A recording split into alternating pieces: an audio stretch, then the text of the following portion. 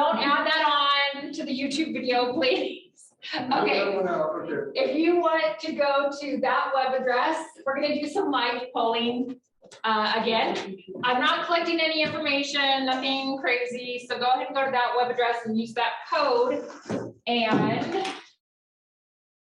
we will see if you had money and time, what would you be doing right now? That's the question. That is the question. Is it working for you guys? Because I have no participants yet. Oh, I got one person. How many am I looking for? 1, 2, 3, 4, 5, 6, 7, 8, 9, 10, 11, 12, 13. I'm looking for 13. I got 2. 2 answers. 3 answers. Press enter to show more answers. Here we go. Traveling. Oh, I like that one. Be doing exactly what I'm doing right now. That's awesome. Traveling. That seems to be a big one. Awesome. Anyone else? I got 5 people logged in. Oh, here we go. Snowboarding, getting wifed up. Teaching, lecturing, especially overseas. A lot of traveling. Okay, that's awesome. Running. Okay, awesome. Great day to run. Perfect.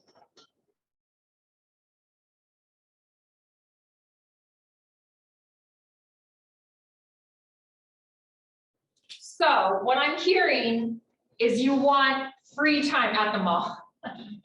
You want free time, okay? So today I'm going to teach you.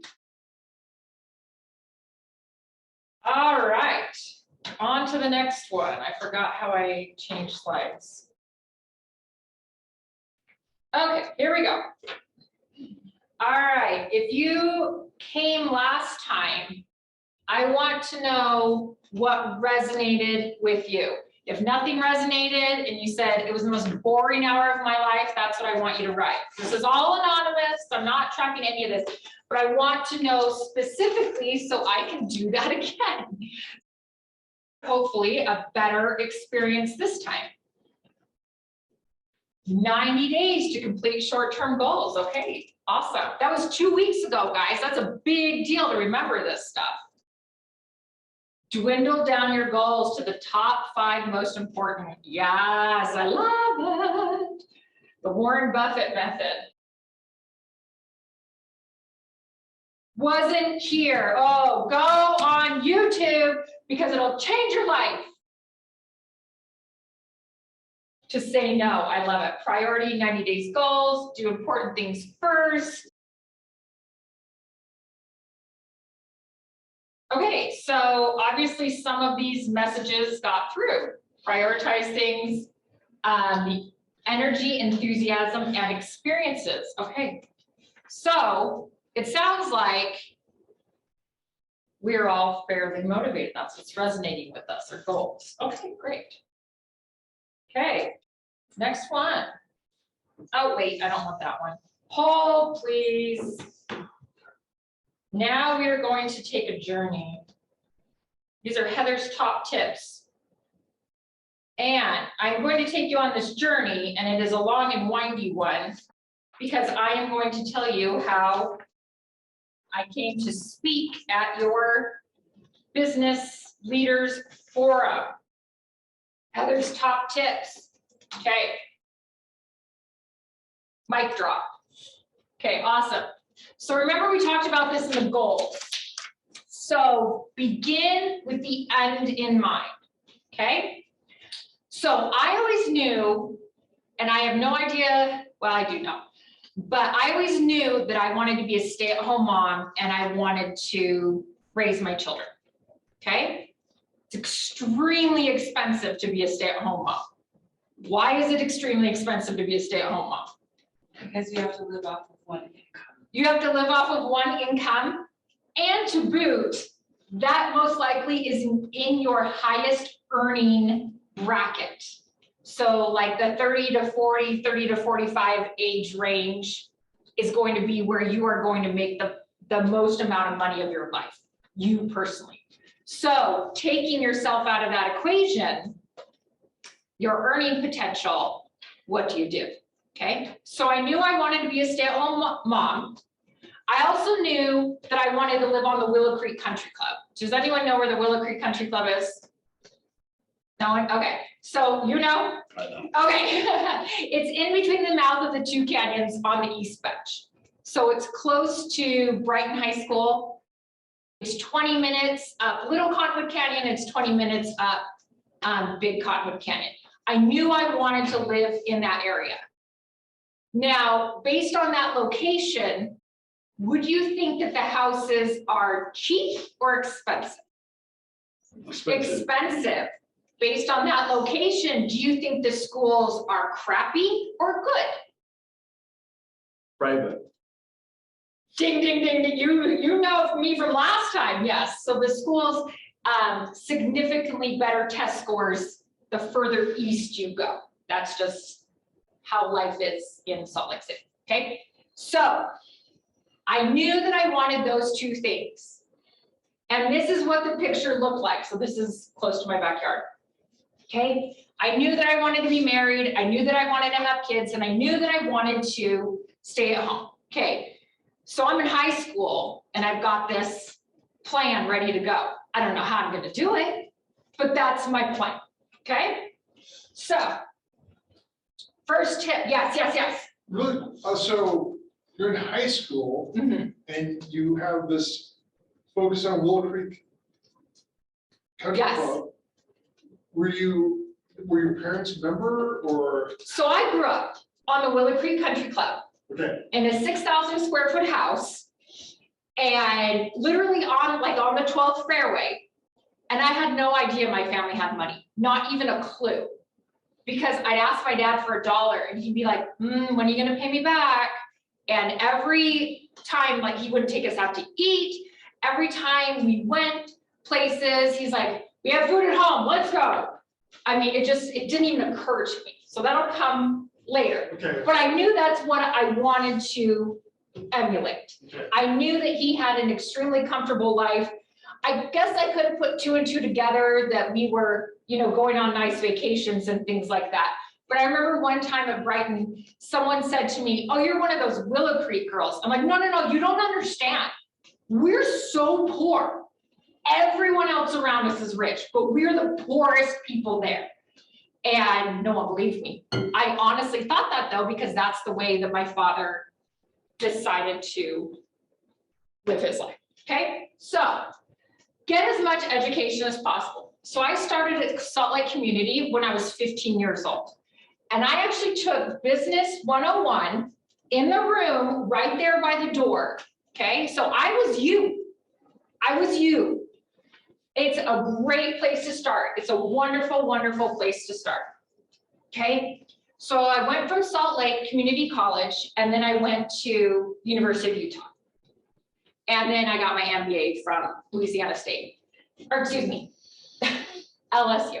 Okay, so 2 schools of thought on this one, and I am very opinionated on this. This is the gospel according to Heather, okay? There are so many online schools right now. You are not going to learn anything anywhere, like ever.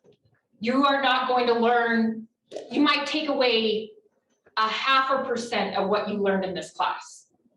On an online course, maybe you'll take away 0.5%, whatever.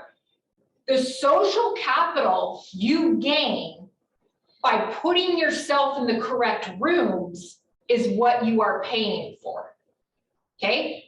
Let me rephrase that. If you are doing like an online master's or online whatever, sure, that's fine to get a pay raise, but you're not going to retain any of that information, and you did not get the full benefit of that degree because your butt was not in that seat. Why do I have this opinion? Does everyone understand the opinion first? Yes. Oh yeah, like you are telling something like it doesn't matter like where your educations come from, but how like you use it. Kind of, but mostly no. Yes. You're talking about network. You got it right there. Okay, if you wanted to start up a fintech company, would you go to the University of Colorado or Stanford? Stanford, Why? because it's one of the best schools in the world. Okay, yes, but the location of it is where? California, In Silicon Valley. So if you wanted to open up a tech company, wouldn't it make sense to go to school in Silicon Valley? Getting a lot of blank stares here, okay? If you wanted to find a Mormon wife, so whoever wanted to get wifed up, would you go to the University of Israel or Brigham Young University? BYU. Why would you go to BYU? Sheer numbers. How many Mormons are you going to find at the University of Israel? 0. 0. How many eligible women are you going to find at BYU? 10,000. 10,000 as you walk out of your door, and they'll be chasing you, okay? So you need to use college as a gaining social capital. When my husband was at the university, so he went to BYU for his undergrad, and then he went to the University of Utah for his MBA, and he literally sat in a room with all of the up and coming people in Salt Lake. He knew he wanted to do business in Salt Lake. He knew he wanted to get it or take over his father's company. So, and he's in commercial real estate finance. He's sitting in the room with the people that own Ivory Homes. He's sitting in the room with the Ken Gardner's son, who owns Woodbury, who owns Boyer Company. He's sitting in a room with these people. They're all 22, 23, 24 years old. They all make 15 bucks an hour. They're not, but eventually they are all going to come up together. Okay, does that make sense? Everyone on the same page here? Okay, got it. All right, so you are not paying for an education. You are paying to put yourself in the correct room. So that being said, Salt Lake Community College is an amazing place to start, but I want you to think with the end in mind, okay? So if you want to start, if you want to be a archaeologist in Native American studies, would you go to the University of New Mexico or whatever it's called, or UCLA? New Mexico. Excellent. Okay, so we're on the same page. Everyone on the same page here? Okay. Excuse me, I'm choking on spit.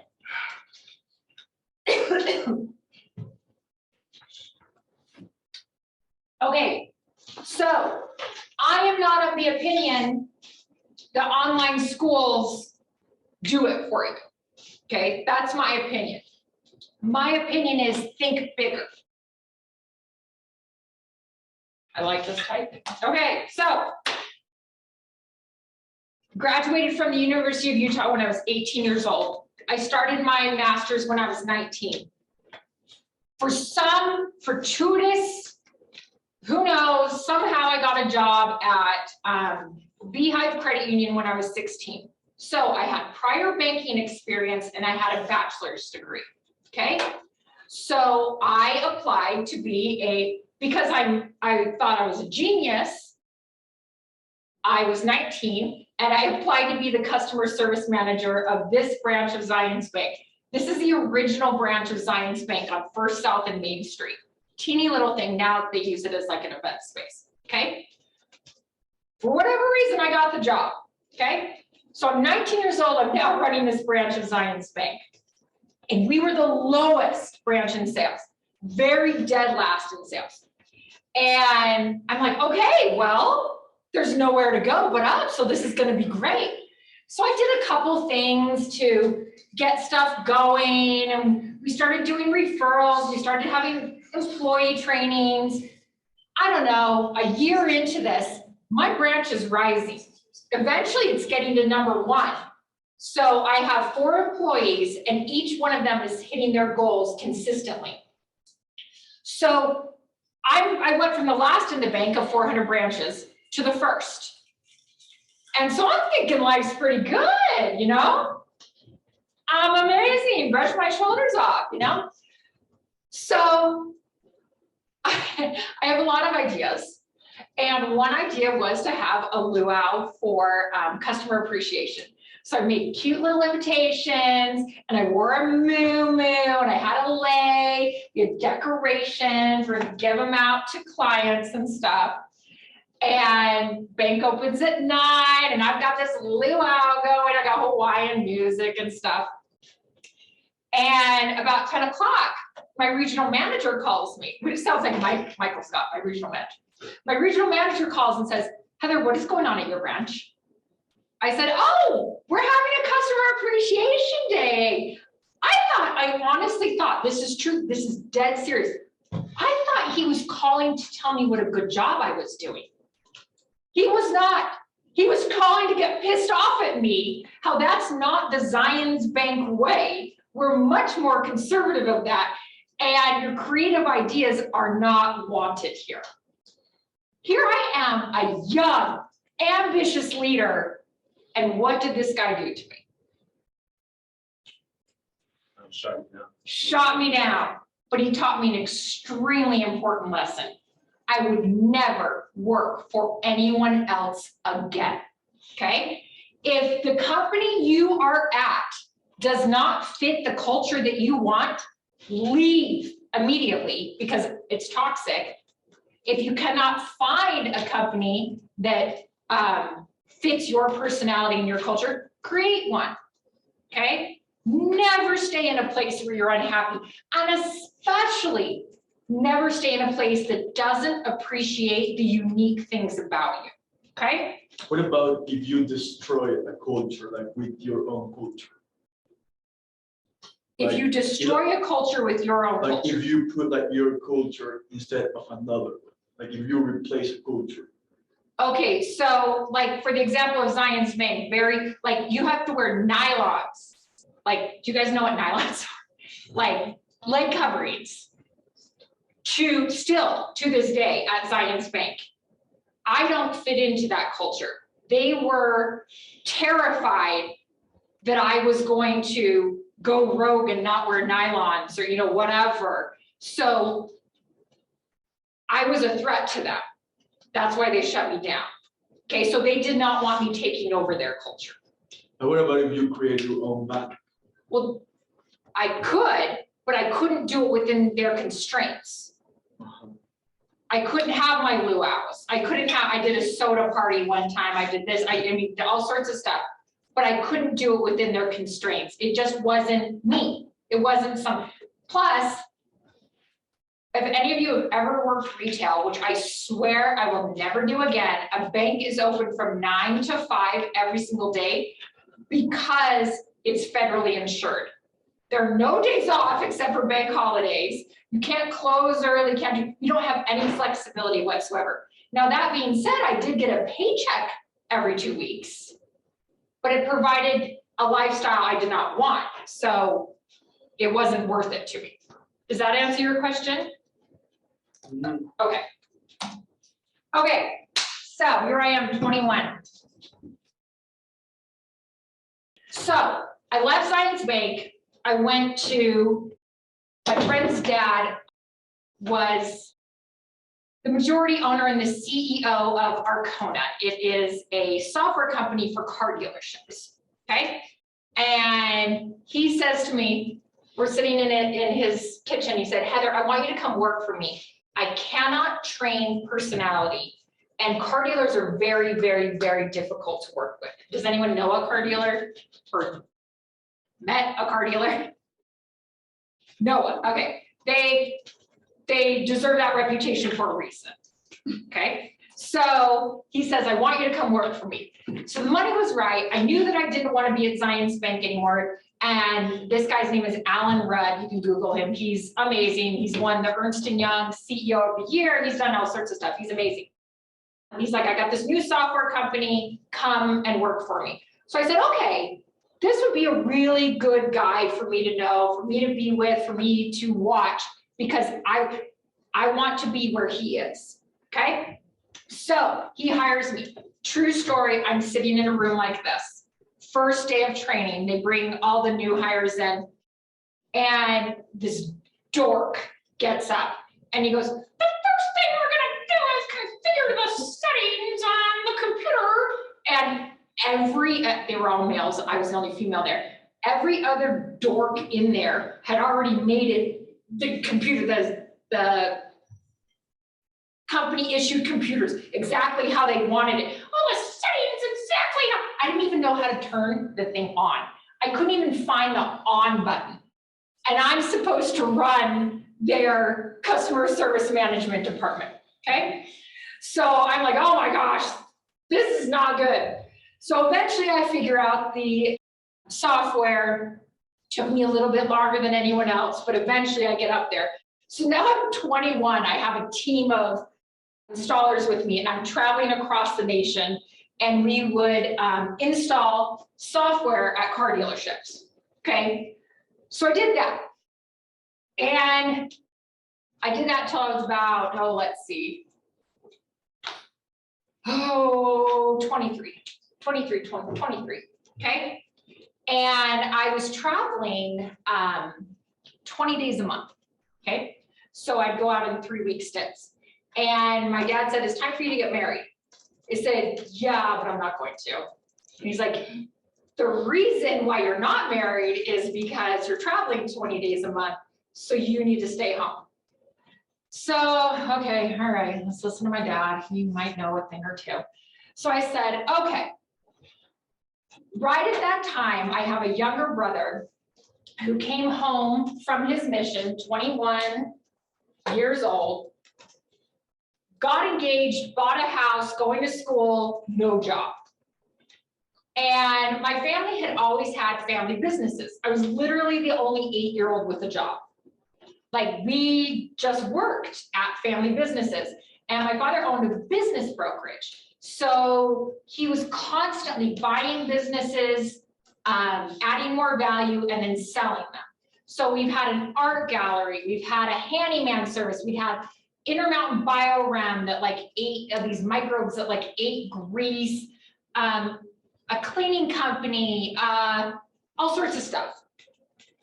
And the thing that they had in common is that he would buy the businesses cheap, increase the value, and then sell. Okay, so just like you flip houses, he was flipping businesses. Okay, so my brother, who was 21 with no job, was getting towards the end of the year, and my dad said, okay, you pick out a business, I'll buy it, you can run it, that'll be your job. And my brother said, I really, really want this inflatable business. Now, when I say inflatable business, this is what I mean. Okay, like giant gorillas, okay? And my dad's like, there's no in hell I'm gonna buy that for you. He's like, no, I really, really want it. I really, really want it. And my dad's like, man, you know, if I buy it, it's cheap. If it goes broke, then I'll have a good write-off this year, and I need a good write-off this year, so let's go for it. So he buys my brother the business. My brother took it from 100,000 to $1 million in the first year. So we have this business that's ready to go.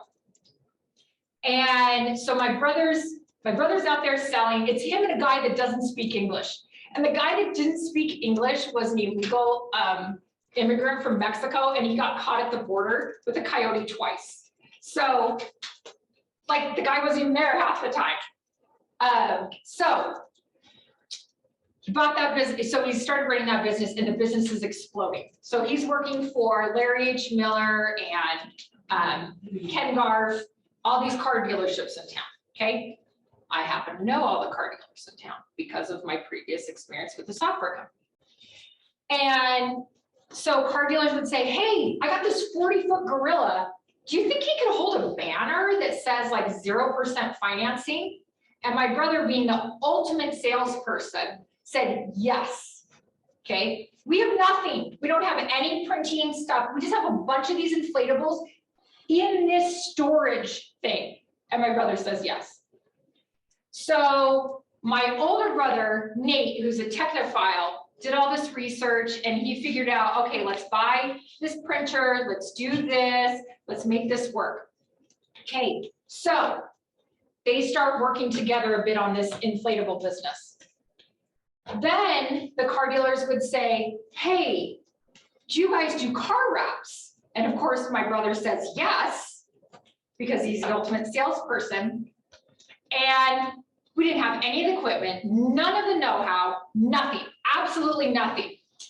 But we saw that there was a market for this. So this was in 2005, 2006, probably when a lot of you were born, 2005, 2006. So this didn't exist. So my brother says yes. So my older brother decided, okay, or not decided, but he figured out what we needed to buy. And they said, Heather, you need to come in and sell these things, okay? So that's how Queen of Wraps was born.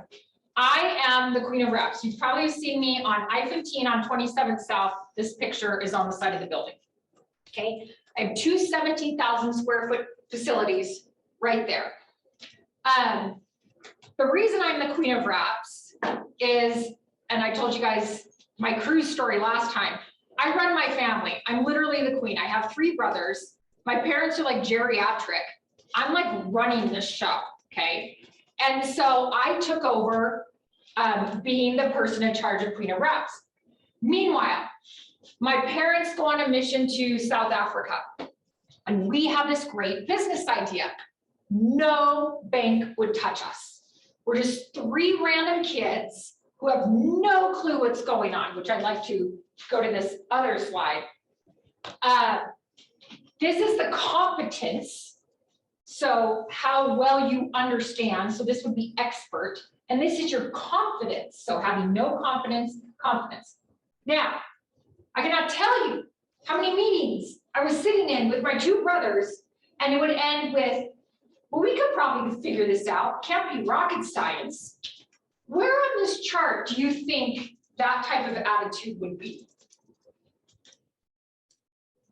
At the start. Far left, you got it, at the start. Okay, so here we started where my brother says yes to the vehicle wraps. We figure a couple things out, we get some financing in place. This is where we started the company. I was 23 years old. No, I wasn't married, I had nothing. So I was like, you know, if this doesn't work out, just go to the next thing, okay? So your confidence is high at the beginning. Now, if you were to give me the exact same set of circumstances right now, there's no way I would have opened up a company like that. Because I know way too much. I'm right here. I know way too much. I know all the things that could go wrong. I know all the things that could happen. Financing, I have 2 kids. I have a husband. Like, there's no possible way. But when you're 23, you're like, what the hell? Let's go for it, okay? So that's another tip for Heather, just go for it. What's the worst that can happen? You lose some money? Oh, well. But you gain experience from it. Okay, so we talked about that one. Buying your first business. Let me go back. Let me see. Okay, got that. Okay, so files are in the computer. So we started the company. My dad loaned us the money, and this was back right as the crash was happening, so 2007, and he charged us 8% interest for 15 years. He did not even give us a discount. I'm talking interest rates of like at 2%, 3%. And he said, nope, you signed an agreement at 8%. We paid him 8% interest for 15 years. Okay, so from that company, so from Queen of Wraps, we went into other industries. Now we have 5. So we have a company that does all the printing for Toyota nationwide. So like anytime you go into a Toyota dealership and it says 0% financing, we've printed that. And in a lot of the markets, we install it. So like New York, DC, Atlanta, all down the Eastern Seaboard, it's actually cheaper for us to fly guys out, and we have trucks and all sorts of stuff back east, right by JFK Airport, and have them work 3, 4, 5 days every 6 weeks, fly them out. It's cheaper than using their union people. That is one advantage of doing business in Utah. There's no way I could afford to be the company that I am in a different state. So let me just put a little plug for Utah there. It's very business friendly. Things are cheap. Okay. So Queen of Wraps, that Griffco Graphics, we do all sorts of signs and banners and things like that. We have an exhibit company. And then we also, we were buying all this material and we decided that it cost too much money. So we opened up our own distributing company so we could buy all the material wholesale and then sell it to ourselves. Okay, so there's a little thing for you. Where was I going with that one? Oh, like I said last time, running a business or opening a business is like taking a key and putting it into a lock.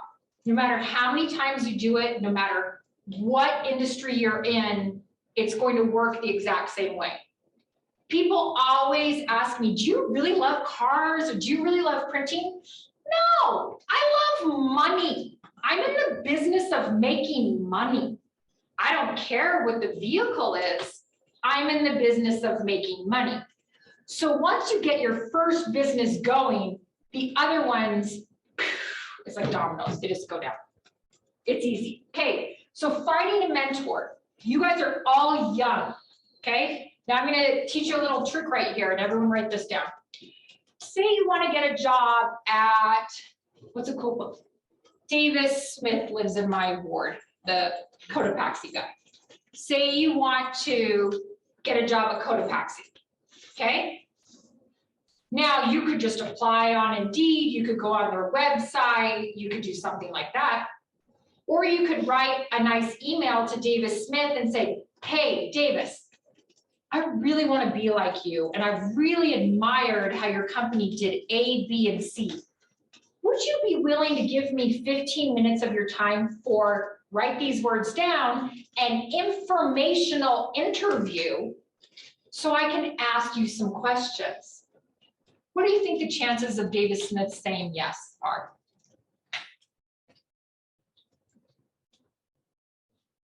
Pretty dang good, okay? They're pretty dang good, especially if you have an introduction to it. Okay, so getting, again, our social capital. So now you're in the Cotopaxi and you're saying, hey, Davis, what's going on, man? Can you tell me about this? Can you help me find a mentor? I want to do this, I want to do that. There are young, hungry leaders in this room. And we need you. We, meaning me, old people, need you. I don't go to my office every day. I haven't been to my office in months. I need young, aggressive, hungry people, and you find them everywhere. And if you plant yourself right in front of the person who's the CEO and asking them for information, does that show initiative, willingness? Okay. These look like leadership skills that we would all want, and we learn from these people. Okay, so finding a mentor. I talked about this family last time. This is the Bahati family from Congo. And their mom was 21, had 7 children by the time she was 21, and rebels came into their house, took the father. Family fled to Uganda into a refugee camp. Now, they get relocated to Salt Lake City. They don't know anything. They don't know what they don't know, okay? But each one of them has found a mentor and said, okay, can you help me get to this spot?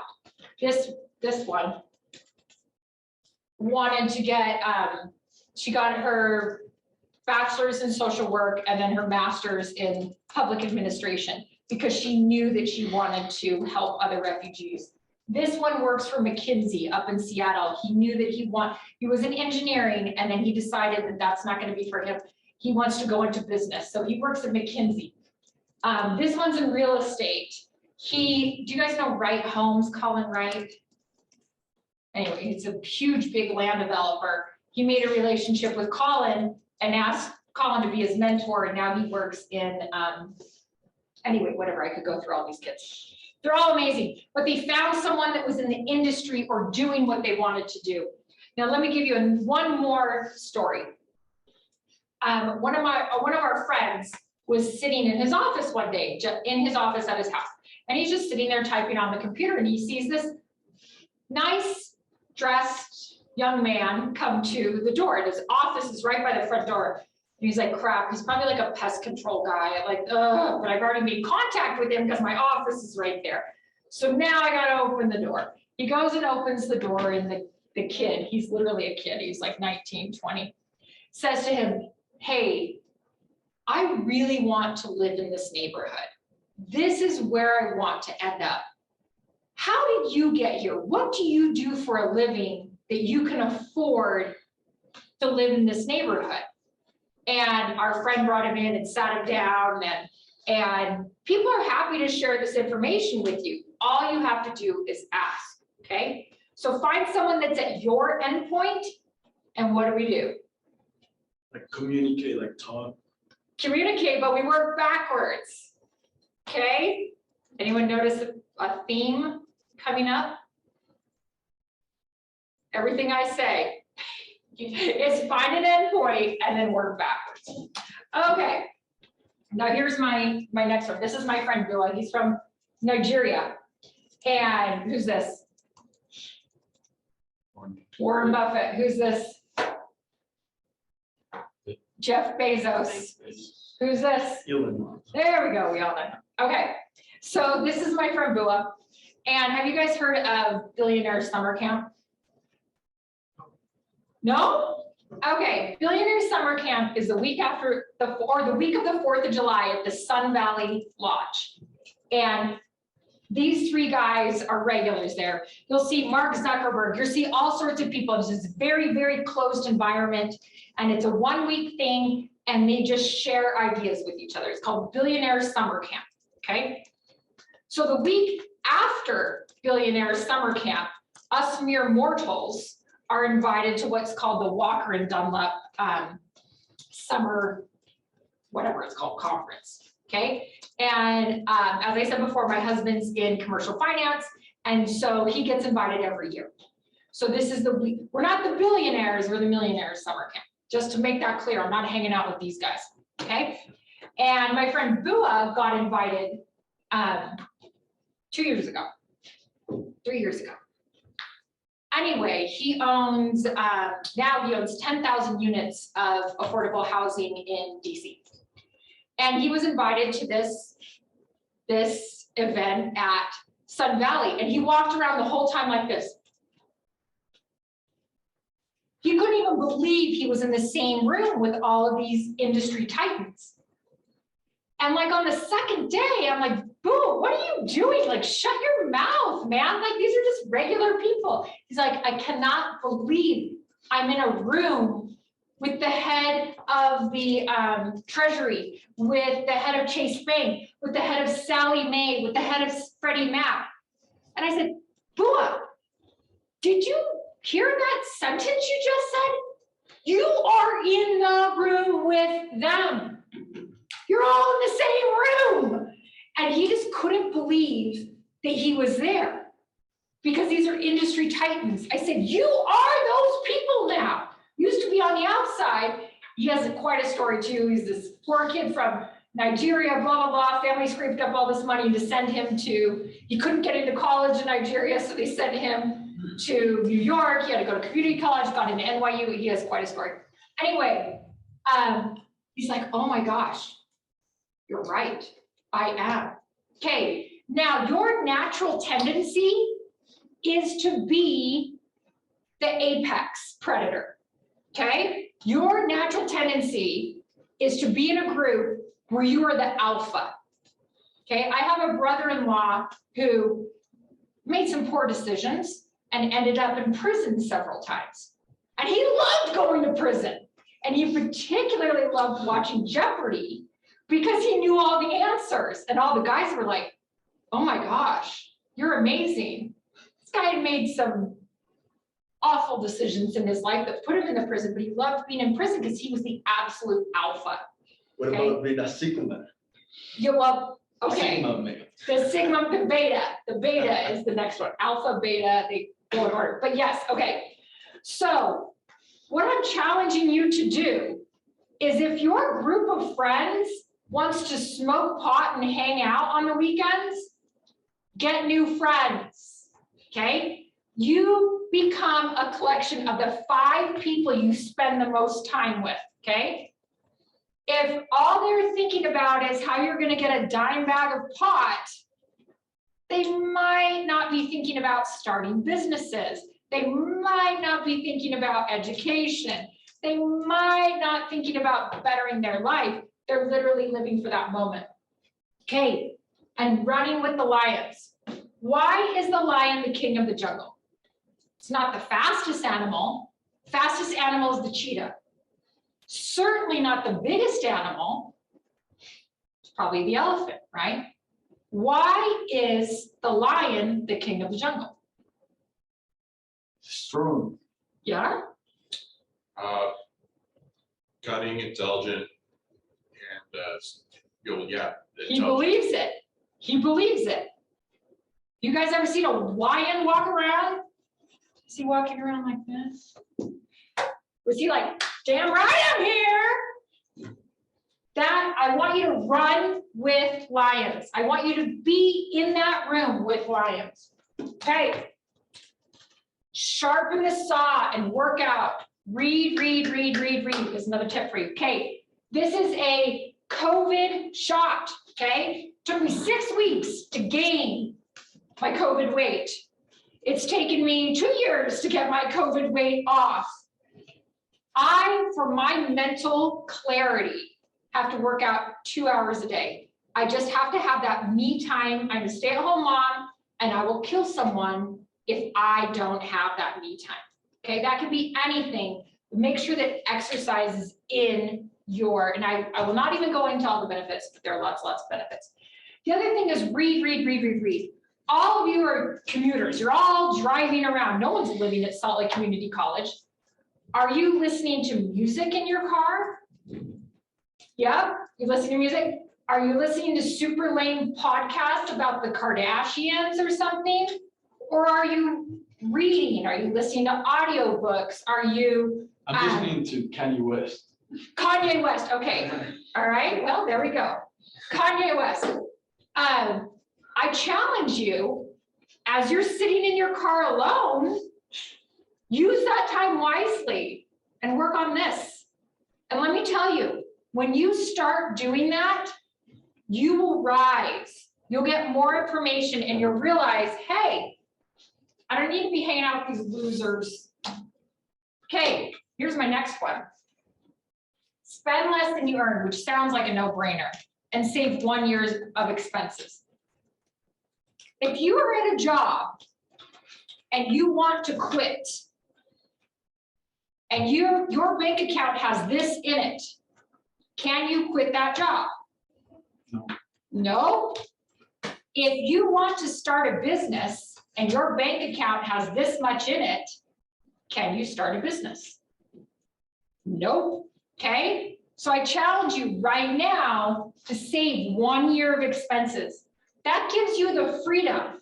If you're at Zion's Bank and your boss is calling you up and said, you know, that luau, that didn't fit our brand. You say, thanks, but no thanks. I'm out of here. Okay? So say yes. What do you mean, like to save 1 year of the expenses? I just don't understand this. Okay, 1 year of expenses. So 1 year of rent, 1 year of food, 1 year of car payments, 1 year of tuition. I don't know, what else do you guys have for expenses? I don't know. Students don't have a lot of expenses. Medical. Medical, okay, medical expenses, things like that, okay?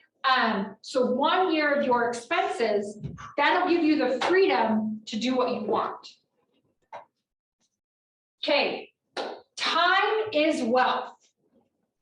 These are very dated pictures. This is during the pandemic. Does anyone know where this is? California. This is California. No one? No one's been here? Have you guys watched Arrested Development? The banana stand? Oh my gosh, you guys are so dumb. Like, this is terrifying. How I've dumb you never are. even seen Arrested You Development. should all go watch Arrested Development immediately. It's amazing. Okay, so Eric, please tell me you knew where this was. I thought of Arrested Development, Yes, so it'd probably be. it's Newport Beach. uh, It's on Balboa, Okay, on Balboa Island. Where- You're too young. where's that? Okay. This is on Balboa Island in Newport Beach, California. Where in California is that? Newport Beach. So Long Beach. Oh, okay. Yeah. south, no, think Long Beach, but much higher rent. Oh, you were just there too. That leads me to my next point, okay? Time is wealth, okay? So when I get up in the morning, yes, I have to take care of my kids, I have to do different things. But during the pandemic, we went down to Newport Beach and we decided we really liked it. So we ended up buying a place on Balboa, okay? So in the winter, when it's crappy here and I see a snowstorm's coming, I just get on an app, I book a flight, and I'm in Balboa in an hour, okay? Time is wealth. That is the goal, is to spend your time the way that you want to spend your time, okay? Having a pile of cash, having a good job, having a nice car. Remember we talked about our Lamborghini last time, having a nice car. Would you rather have that? Or would you rather have your time to spend it the way that you want to? Okay, so Both. I would want. both? I want everything. You gotta be extra rich then, my friend, extra, extra rich. Okay, now this is the thing that I give to all of my students. This is my cute husband. He works out a little bit. I don't know if you guys can tell. He's 6'4" and 240 of just solid muscle. It's insane. He hugs me and I'm like, oh, it's a headlock. Okay, the most important decision you will ever make is who you marry. Why? Women want money too. A lot. Women want money, okay, Like, they okay. want money, right? Stability, yes. The most time win, absolutely. Can you imagine if I married a guy that was like domineering or didn't let me act crazy and spread my wings? He'd be dead. He'd be going out in a body bag. Like that wouldn't happen, okay? My husband, oh my gosh, here's one funny story. Is that anything I say, he always says yes to. And I was pregnant and crazy because women that are pregnant are crazy. And I had this really great idea to move to Boston because I had already applied for this, certificate thing at Harvard. But I'm a stay-at-home mom, so I'd have to take my older daughter with me and I'd have to hire a nanny and we're gonna live in Boston. And my husband's like, okay, yeah, that sounds good. Okay, all right. Didn't squash my dream. He's not a dream killer. He's awesome. So I'm like planning all this stuff and I go to ask him for the check for the deposit because we talk about finances and stuff. I'm not just gonna write out a big check. He goes, yeah, but we're not gonna do that. What? I was so angry. I was so mad. I was like, oh my gosh, you do not support me. Can you believe this? He's like, Heather, you're hormonal, and that's a crazy idea. And why would you need another certificate? What is that? How is that going to help you? And I'm going to be $50,000 poorer, plus the amount of, rent and food and whatever. And so find someone that speaks your language. Remember, you are a compilation of the 5 people that you hang out with the most. Your spouse is going to be will be that person.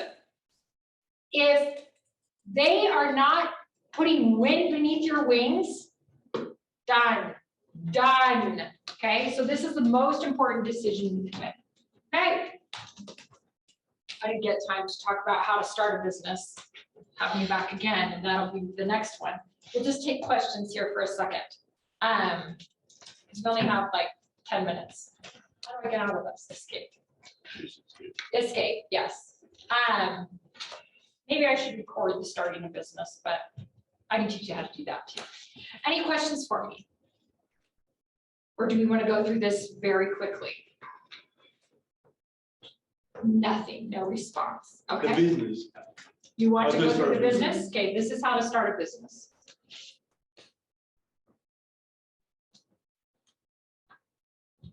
Okay, remember, it's the same, no matter what industry you're in. Okay, business plan, okay? When I taught at Salt Lake Community, I had all of my business 105 or my foundations of business kids write a business plan. What is a business plan? Like a strategy, strategy. Plan your work and work your plan, okay? So it's what are you going to do? Where are you going to sell? Who is your target market? What does your competition look like? Okay, so a business plan just lays it all out. What are your projected expenses? How much money would you make on this? So plan it, like figure out what you want to do. Okay. Now, this is the sweet spot, your unique selling proposition. Okay. So this is what your brand does well. This is what your competitors do well, and this is what the consumer wants.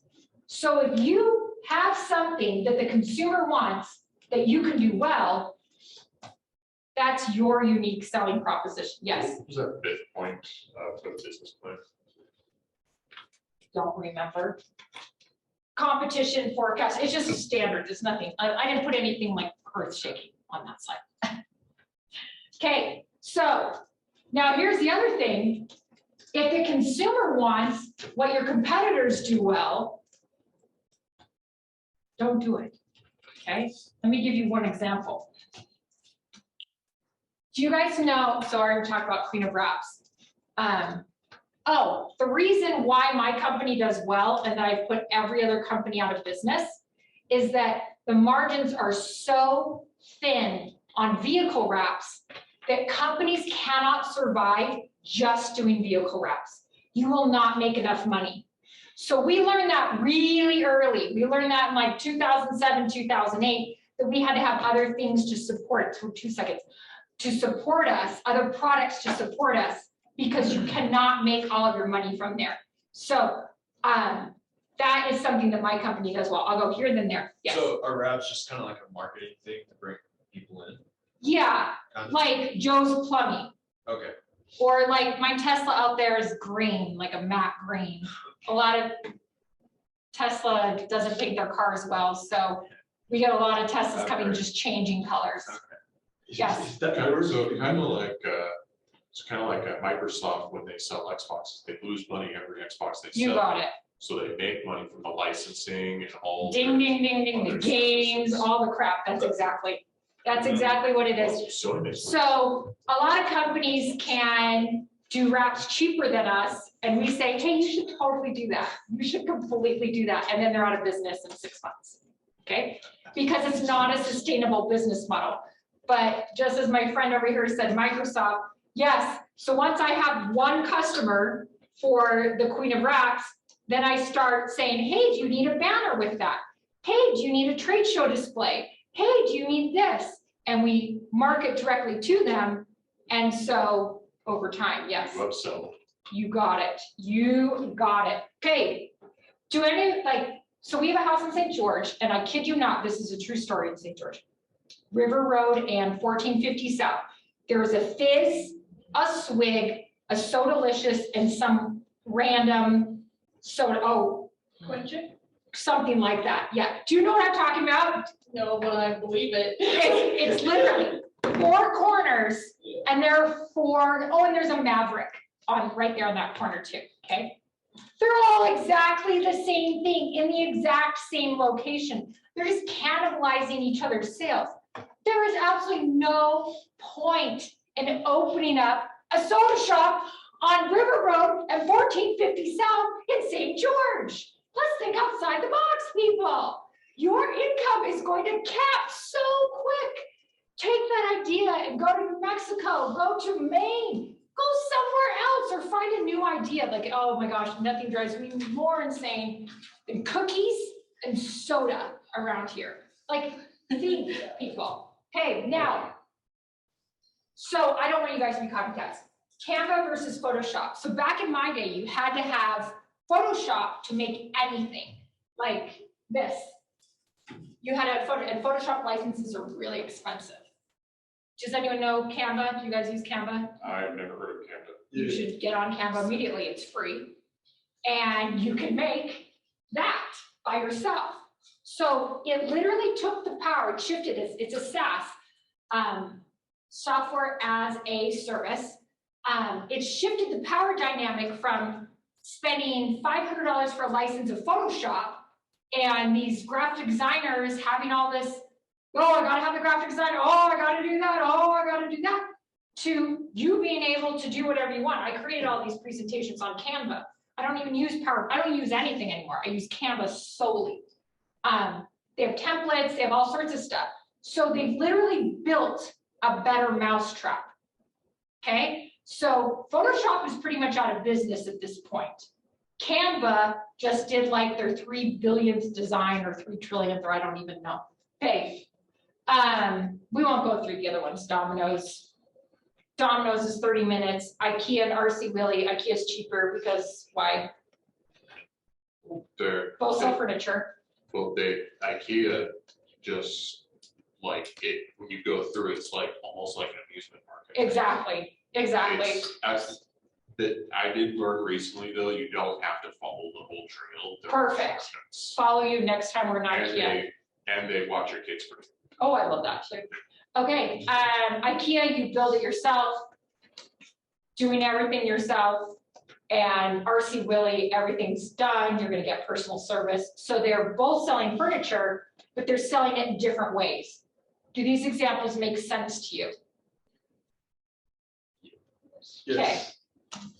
All right, number 2, get 3 clients very quickly, okay? So the first one's always gonna be your mom, because your mom loves you, okay? Second one can be your grandpa or whatever. But that third client that is going to pay you money, that means that you have a viable business idea, okay? So get them as quickly as possible. That's step number 2. Okay, this is Jim Koch. He is the majority shareholder in Sam Adams. Okay, he went to Harvard for his bachelor's, law school, and MBA. He also used to work for the Boston Consulting Company, which is like a top 3 consulting firm. Can we all agree that this guy's a fairly smart person? We all agree with that? Okay. Academically, at least Academically, yes. But did you say he owns Samuel Adams? Yes. Oh, he owns it. Yes, he owns the majority. I mean, it's a publicly traded company, but he owns the majority share. He's like number 14 on the Forbes richest people list. He's up there with like the Waltons, okay? So Jim Koch, his family's been brewing beer, and they had a really good recipe for 5 generations. They kind of just did home brew. And he has all this education, all this stuff. And he's like, okay, I want to open up my own beer company. So his uncle took a chance on him and said, okay, write out a business plan and, let's see if we can make this happen. So they do it, they get the stuff going. And Jim, his first item of business was to find this software that when you get a sales order, it'll immediately go and to the brewer, and they'll know how to do this, like to streamline this process. And so he's super excited about finding this software, and he goes to his uncle, and the uncle said, well, how much have you sold? Well, nothing, but I found when I do sell it, I found this amazing piece of software that's going. And his uncle says, what good is that software if you have no clients? You've got to go sell. And this bright, brilliant guy said, oh, Okay, that's a good idea. Okay, so sell is get these clients, just like my brother with the banners. Yes, we can do that. Yes, we can do that. Okay. Sorry, I'm talking a mile a minute. So, and if you need to leave, I will not be offended.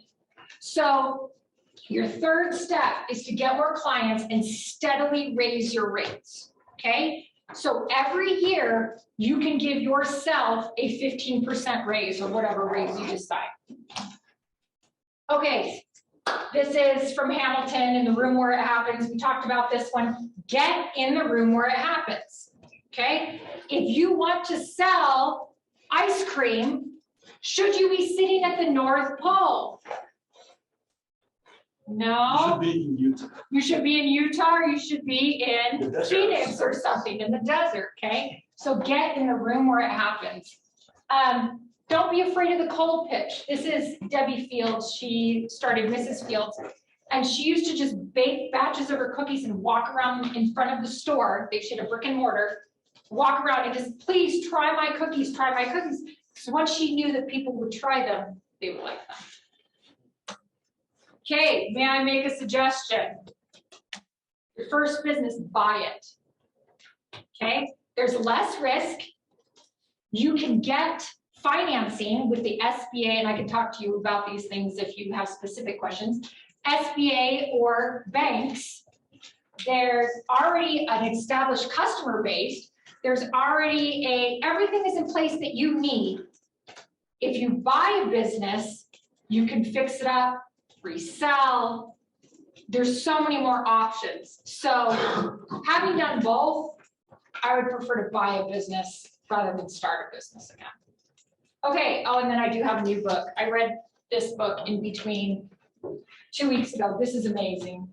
Amazing, change your life, amazing. Okay, any questions? Yes. Sorry, I missed on the PowerPoint. What was the second step? Get 3 clients. Okay, that was the second, not third. No, Okay. I know it was confusing because there was a number 3. There's a number 2 and it says get 3 clients, and then the step number 3 is get more clients. Okay. So essentially step 2 and 3 are the same. And steadily raise your rates, yes. Sorry, can you make these slides available for us? You can have anything you want, they're yours. I will email them to Eric. And we'll give you the link for the presentation too, so you can rewatch the video. I know I talk really fast and I'm like crazy, so sometimes it's hard to follow me, yes. Yeah, so I just wanted to know more information on how would you qualify yourself for financing a business? Okay, so first of all, buy a business. No bank is going to give you money to start a business. Oh, okay. No bank is going to give you money to start a business. You're gonna have to find private financing. To buy a business, That's what I was saying, like, how do I like qualify for that money from the bank? the business qualifies for you. Okay? Oh, okay. So buying a business is vastly, you're probably familiar with buying a home process where you save up a down payment and you do this. A lot of times you can get seller financing on a business. And right now, every single day, 10,000 baby boomers retire. Okay, so if you think of like a garden hose or a snake with a giant big, that just had a huge big male, snake that just had a huge big male, his stomach's really big. Right now we're at the middle of that snake, okay? There are tons of people retiring. They just want to get rid of these businesses. They would seller finance, and you can finance their retirement. All you got to do is look.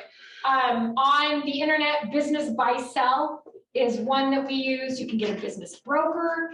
You can find a business that you like with a person over 60, ask them if they'll mentor you, have an informational interview, and then slip in, hey, I'd be interested. What did you call the website? Business Buy Biz Sell? Buy Sell, or Google it. I mean, it's not rocket science. They're everywhere. If you're willing to move, even better. And SBA is the Small Business Administration. So a lot of times you can get a combination loan, a combination financing, where the SBA, especially if you are female, if you are white, male, and still on your parents' taxes, you're not going to get SBA. But if you are female, older than 25, older than 21, I don't know, taxes, I don't know, 25. If you are of color, favorable terms, all our business loans initially were in my name, because I'm female, my brother's male. You can get really favorable terms doing that. So like, how can you like put like this business as like passives? Like you don't really have to work. Like, I don't really want to work. I just want to like have passives. Okay, so I did exactly that. When I was 30, I got pregnant and that was it. I haven't worked since I was 30. I'm 42 now. Okay, so what you need to do is work your Six Sigma, SIXSIGMA. Look it up. It'll change your life. It's an operational thing. If you think of layers of the cake, okay? You have a base layer, you have a second layer, you have a management layer up the top, okay? So you have to work Six Sigma so you are not getting calls that the door's not locked or, you know, whatever, the alarm is going off, okay? So you need to hire management in between. How do you hire management in between? You need to produce enough sales to justify that employee, okay? So you need to have good people working for you, and you always need to have them rising. They always need to be going Like up. like a war room, kind of like. You got it, just like in the army. Like a little small circle. Exactly. So the general was once an infantryman, okay? So never hire someone that you wouldn't have take over your company. You'd rather have no one than someone that you can't trust to take over your company. So you need to hire the right people, and I can do a whole big thing about hiring the right people. But remember, that was one of my tips: is hire for attitude, not for competence. Yes. So you mentioned that the bank wouldn't finance you if you're trying to start a business, but if you're trying to buy a business, All day long. You, my friend, be first in line. Young, brown, I mean, you got it all. You got it all. And especially if you go to these bigger banks, like Chase or Zions, they'll be all over and that. now here's the question: what if you already have like a running business with some sales, and you want to grow your business? Would they give you like a business loan or anything? That is, okay, Have it so running? that's an interesting question. So that's What if you have a business plan set out? you are going to have to personally finance, or excuse me, personally guarantee that loan. So that will depend on your credit score. That'll depend on your income. That'll depend on a lot of things. As opposed to buying a business that already has an accounts receivable, that already has money coming in, that already has clients, that already has vendors. So it's like safer for the bank to lend that out. Much safer for the bank to do an existing business than a guy who has $15,000 in sales. Okay. That's not to say that they won't. Yeah, obviously. It's just, what do you think would be a better bet? Someone buying Chick-fil-A or someone buying Chick-fil-A? Yes. You know, something that no one's ever heard of. Okay. And I think Popeyes. Yeah, Popeyes is pretty big. yeah, well, Popeyes is big, yeah. Okay, yes, So you were talking about networking, yes, and I'm trying to get a degree on international business. okay. Where do you think is the best place or state to network? What do you want to do with international business? What are you thinking? I think I don't want to live in the US. Where do you want to live? I think I want to go either Middle East or Mexico. Okay, and what languages do you speak? You speak Spanish right now? Okay. So I would start, okay, so if you want to do, those are two totally separate answers, Mexico as opposed to Middle East. So I would go to a school that has a very strong international business department, okay? So that would, in this state, that would be BYU, okay? Way over Utah State, Dixie, whatever, way over this, okay? So I would go to BYU and I'd get in the room where that's happening. Out of state, I'm not really sure what schools have fantastic international business. The other thing is you're gonna need to learn Arabic. So putting yourself in the position to learn Arabic, it would give you a better chance of living in the Middle East. Duolingo. No, Yeah, you you can can use do, Duolingo. teach yourself on Duolingo or whatever. But learning Arabic will put you in a room, especially if you're taking classes in Arabic in business. Those are the people that are doing business in Arabic speaking countries. Most likely you are going to have to go big company route, IBM, Microsoft, or something else. Most likely you're gonna have to go that route until you have experience, and then if you wanted to open up your own thing. But you got a lot of years ahead of you, which is fine. You're young. You're young. All right. Any other questions? Nothing. Oh, well, I mean, I guess about the just like financing business, like buying one. I guess I just felt like there's got to be a lot more, or at least I thought that it'd be like a lot more of a barrier to entry, because there's like they're trusting you with all that money Correct. to buy, and what happens if you buy a business and it goes under, right? Correct. Thank you so much. No problem. Have a good day. Yes. So I'm going to dispel that rumor right now. I know you think that, but it's not true, because the banks will have collateral on your accounts receivable. Do you know what accounts receivable are? Yeah, yeah. and Money there's coming also in. Liquidation. They know that effects, there's money coming in, so they will finance. Now, remember our snake. Okay? Do you know who a baby boomer is? Yeah. Okay, so 46 to 64. Okay, so they were born between 1946 and 1964. Okay, right here is where we're at. Okay, there are 10,000 a day retired who have spent the last 40 years building up these businesses. You've got to find one of those guys. And then most likely, you're a lot younger than me, but like my parents, they don't need the money. You know, they've already planned for retirement in other ways. Mhm. So you say, hey, would you be willing to do seller financing? I'll give you 5% of sales and $3,000 a month or whatever, and you make a deal directly with them. They'd be happy to have you take it off their hands, because most likely these guys have held on way too long and their kids are not taking the business. Yeah. So they'd be getting like still passive income from You got it. that business, so. You got it. So it's an upside for them and an upside for you. Okay. So that's where I would look, is So- right there. So you recommend, instead of starting, I know you already covered it, but instead of starting a business, buy one. Absolutely. I've done both. I've heard it multiple times said before. I have done both. And one is a lot, one is this, climbing Everest alone, blind, without a Sherpa, like just figuring shit out. And one is you start about here and are going up and you have a Sherpa and you have North Face clothing and you have all the right gear. Yeah, okay. It's still gonna be hard. Okay. But you're that much further ahead. And then, so you, I know, you talked about Six Sigma, I also learned about that. Yeah. So if you implement Six Sigma, you can also just boost the business. You got it. Okay, That's so exactly. your ways of finding these opportunities, you'd say, would just be just networking as much as you can. Also just looking on websites.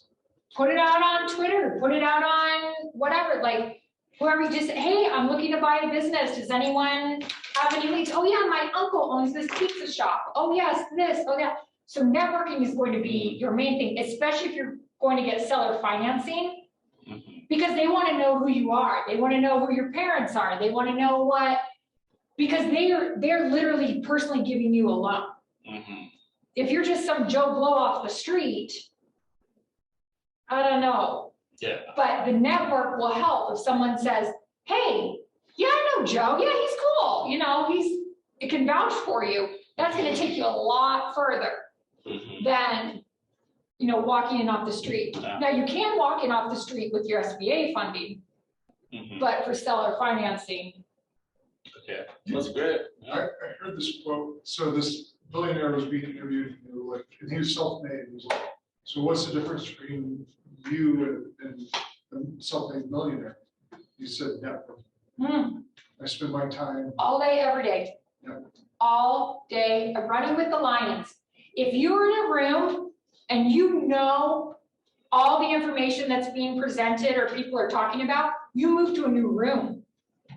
You want to, every second of your life is precious.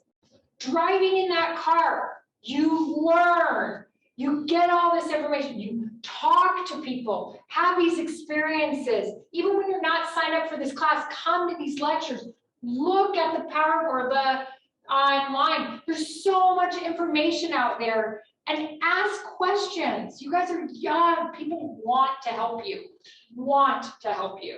Yeah, I like that. And I feel like just growing up, it's important to like realize that like some people are small-minded and they'll shut you down because of their own inadequacy. Yeah, that's And true. like they don't like your big ideas. You just gotta be careful who you say like these ambitious things around.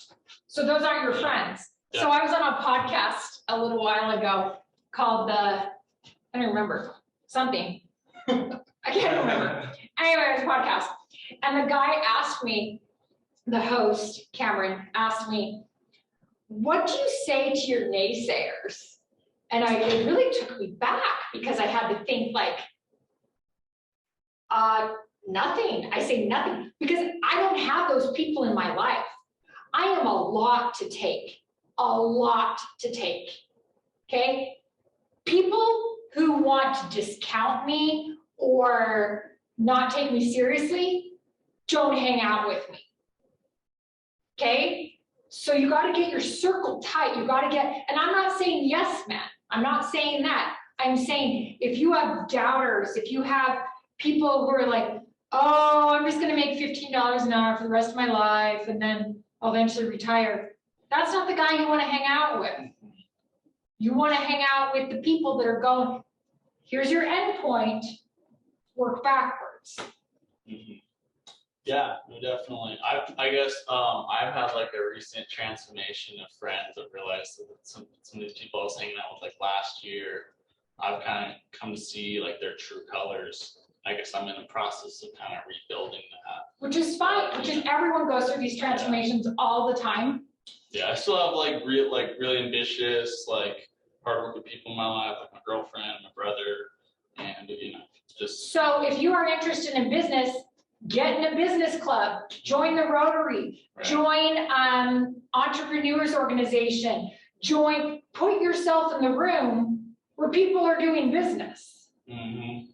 So put yourself in that location, entrepreneur organization. In fact, if you want, I know the guy who runs all the mentoring program. They do it all for free. All of these billionaire business people in Utah, they have a branch here. My brother's in it. So by the way, my brother who started, with the great, with the gorillas and stuff, he owns the Chick-fil-A down the road here on 54th and Redwood. Yeah, he owns that and 11 other businesses, including a purse business, a Korean business, and a Slide the City. Like one of those where you like slide down State Street on a slide. He owns a franchise of that. Like he's crazy. But anyway, he's an entrepreneur organization. Everyone's just like him, everyone. So put yourself in that room and your students, I have so much information in this brain that I need to download. Like I have a passion inside of me that I want to download this information into people and to help you come up. Just start a YouTube channel. Yeah, well, I should, I totally should. Yeah.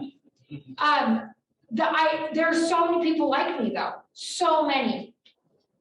But most of them are white males that are in their 40s or 50s, just so you guys know. I'm the only person I know like me. So if that bothers you, that's how life is. But yeah, there are tons of people that are just as passionate as me and would love to help anyone with anything. And 9 times out of 10, they're going to be your third customer. Remember your mom, your grandpa, the Davis Smith from Cotopaxi, is going to be your third client. So how chill is your husband? Oh my gosh. In fact, no, this is true. You would get this. I call him the word clerk. He's Yeah. in finance. He likes spreadsheets. He likes, He's the guy configuring the settings, my husband is like this, and I'm like, hey! But can you imagine marrying someone like me? Like, oh my gosh, the other thing is, we grew up on the same street. So he knew what he was getting when he married me, okay? So it wasn't like a surprise. He like had a crush, he's younger than me. He had a crush on me all through high school, and so he knew what he was getting. It wasn't a, but that being said, he knew that he needed to be very steady and methodical, because I'm like, let's go do this. Let's fly to here. Let's buy this place in Newport. I made him buy a place in Solitude. I made him buy a place in Newport. I made him buy a place in St. George. Like, I go somewhere and I'm like, I love this place. It would be a great investment. We should own a home here. And, So are you like Airbnb your places, or are you? Some of them you're allowed to, some of them you're not. Okay. So Solitude, yes. We made really good money on our Solitude place this year especially. Ski resorts are hot. Ski resorts are hot. However, during the pandemic, this is how much I made when the ski resort is closed. And I charge $900 a night, but I only get that 4 months a year.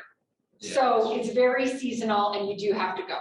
You have to, make that the whole time. The place in Newport we bought as a fractional ownership, so we own it with my father-in-law and 2 other people. So we just have it 25% of the time. That way we defray the costs. You guys still rent it out? Cannot. Oh, you can, okay. HOA will not, well, anything on Balboa, it's very restricted out there because it's so high end. The more high end the community, the less Airbnb they're letting you do. Okay. And then St. George, same thing. It's in Stonecliff, right next to 1450 and Redwood. It's up on a cliff.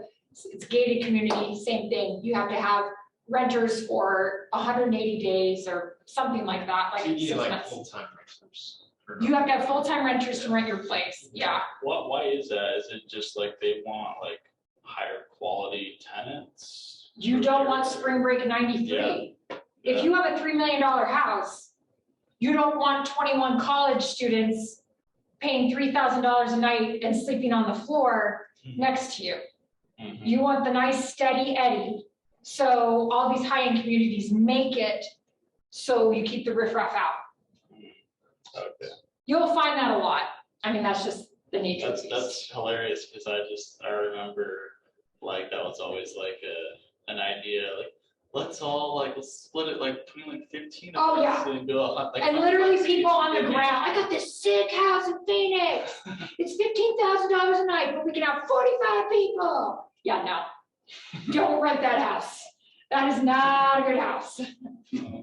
No, but you'll find that in higher end neighborhoods. And a lot of city ordinances, for example, Balboa, we're on the peninsula, not the island. There's a city ordinance, like they actually have laws against it. Because you don't want riffraff. Yeah, it's good. It definitely protects the neighborhood. Protects your investment. Yeah. So my investment would go down steeply if, I had college kids next to me all the time. I'd be selling that place and finding a new one in a quiet neighborhood, especially since I have a 5-year-old that doesn't sleep well. So I don't want to, we'll keep too much of your time, but. dude, I can talk all day. Okay. I can talk all day, every day. I used to teach a class here that was a 3-credit class and was 3 hours. And I was like, this is fun. And I just filled up the 3 hours. Anyway, go on.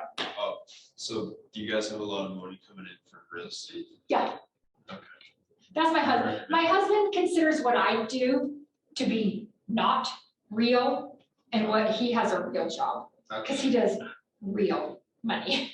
Okay. But yeah. My husband, he's in commercial real estate finance. So he finances like shopping centers and apartment buildings and, whatever. Like he. So, and again, I don't want to get like too personal, but like do you guys have money coming? What is the largest source of income for this? Oh, that's a good question. Like, do you guys have? Could you talk? Man, it is from all over the place. The largest, I guess that would be like Or is it his just like a job. collection of everything? Yeah, Okay. so we've mitigated our risks, especially since I'm a stay-at-home mom. So, like, for example, we own a I always get these two confused, Cabela's and Camping World. Anyway, it's one of those. We own a building in Denver on I-70. I think it's a Camping World. The one that has RVs is what it is. Camping World. Okay, so I got it right. Okay, so we own the building that the Camping World is in. Okay. Okay, the first 15 years of our marriage, we had to pay to own that building because the rent didn't cover all of the expenses. In the first 15 years, I was like, that damn building, I cannot believe that we are paying this. But now when those checks come in every month, I'm super happy because the loan is paid off. So literally 100%, you know, So of course. are we you put- guys, do you guys have tenants for that building? or no? Correct, Camping World. Okay, gotcha. Camping, the corporate, the Yeah, A triple plus credit rated Yeah. international company rents that building gotcha. from us. So we have a 10-year lease or whatever it is on it. Yes, we could get another loan on it, or I could get, you know, you can do it there. I could get into financing. I love it, all the stuff into it. But yes, there was an income coming off of Okay. that. So they're building up that equity for you guys. You got it. Yeah, But for the first 15 years of our marriage, yeah, you still had a. my husband was, I was 25 when we got married, he was 23. And we had this much money because we're poor and young. And it was a huge sacrifice to buy that building, really big. But now, my husband just got back from a 2-week trip down to Newport Beach because he doesn't need to go into his office every day. He has people to do his stuff. So you sacrifice now, huge payout later. I told him he has to work until he's 40. I told him that. He has 1 more year. It's not too bad. Yeah, I said, you better work until you're 40. He said, you retired when you were 30. I said, but I don't know. You gotta work at least till you're 40. You don't retire as a mom. No, Yeah, that's the thing. And I have a 5-year-old, like, I'm doing stuff. So, any other questions? Yeah, well, I was gonna say, yeah, I mean, it seems like renting to a business might be a lot less, hard than dealing with like tenants. Oh, Yeah. shoot me if I ever. Oh my gosh. People rent for a reason because they can't afford a house. My mom died, I lost my job, I did this. Business is business. Oh my gosh, renting to individuals, shoot me. My husband wants to buy a couple homes around us so our daughters will be able to live around us because the housing prices are just getting so expensive. And I said, well, the problem with that is then you have to rent it by a 12-year-old and a 5-year-old. So they aren't going to live in these houses until they're, you know, It's gonna be a minute. it's gonna be a while, you know? So then we have to deal with renters and it's always something. People rent for a reason. If they had enough money, if they had a good enough credit score, if they had some sort of assets, they would own a home. They rent for a reason. And those aren't the people you want to deal with.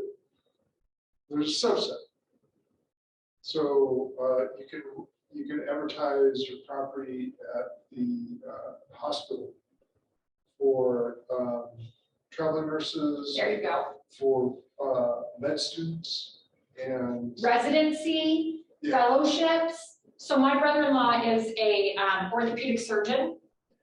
4 kids and a dog, so maybe he's not a good example. But there's a person who has 16 years of school, very dedicated employee. He's at the Andrews Institute right now, finishing up his fellowship. However, he doesn't have enough money to buy a home because, you know, he's been in school. So doctors are actually really good people to rent to if you have to rent to someone. But again, there's a reason my brother-in-law is renting with his 4 kids and his dog, because he's made $30,000 a year all through his residency and then his fellowship, who knows, like nothing.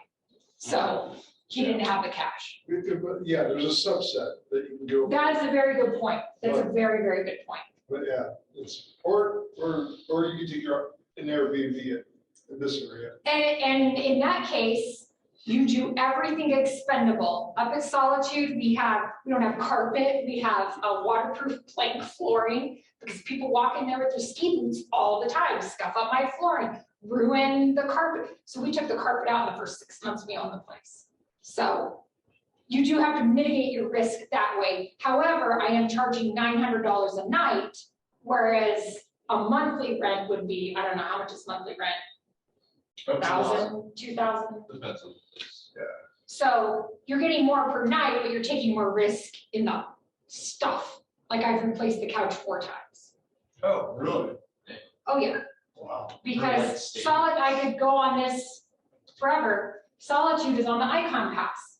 It is cheaper to get an Icon Pass than it is a Solitude year pass or a season pass. Right. So you get all these kids who are on spring break. Yeah. We're on this, so we try to weed them out, but a lot of times they'll rent with their dad's account or something else like that, and you have 15 guys on the floor and $900 a night. So, and there's a lot of alcohol going on and a lot of throwing up going on. So it's disgusting. So our cleaning fees are through the roof. But that's why they pay $900, you know, a night. Yeah. Brilliant. Yeah. That's awesome. See, I gotta download this into someone, like, that's why I'm writing a book, I'm writing 2 books this year. Because I gotta like, get this information into you guys, like, I feel so passionate about sharing what I've learned, so you guys don't make the same mistakes I did.